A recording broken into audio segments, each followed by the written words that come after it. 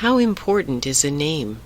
In Genesis chapter 41, we read of Joseph's naming his 2 sons. Here is the passage. Joseph named the firstborn Manasseh, for he said, God has made me forget all my hardship and all my father's house. The second he named Ephraim, for God has made me fruitful in the land of my misfortunes. Indeed, as I googled these Hebrew words, I confirmed for myself that the Hebrew word Manasseh means to forget, and Ephraim means to be fruitful.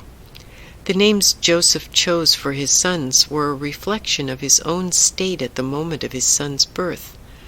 Unlike some Old Testament names, these names, especially Manasseh, has a lovely ring to my American ears.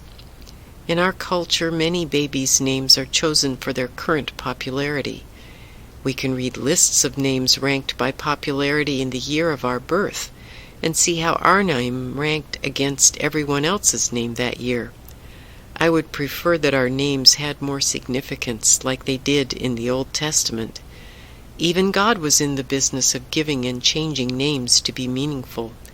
Think of God changing Jacob's name to Yisrael, meaning wrestles with God, after Jacob met his match with an angel.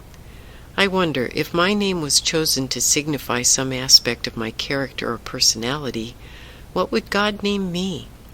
Or if I reviewed my life, what might I name myself? How many times might I change my name over the course of my life?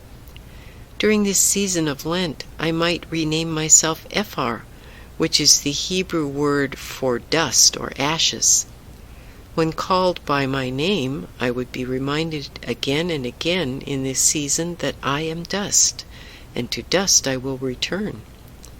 But I would change my name immediately on Easter Sunday, perhaps to a Hebrew word which means beauty for ashes. For it is by the power of God that I am given life, and it is the power of God who transforms this life of mine into something much greater than dust.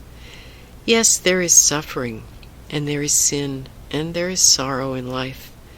But we remember that our God is a God of mercy and beauty and love, who transforms and transcends and creates, and is at work in us to forgive and restore and bring us to everlasting life. So with that in mind, remember that with God, these ashes are transformed. And may your name be Simcha, which is the Hebrew word for joy.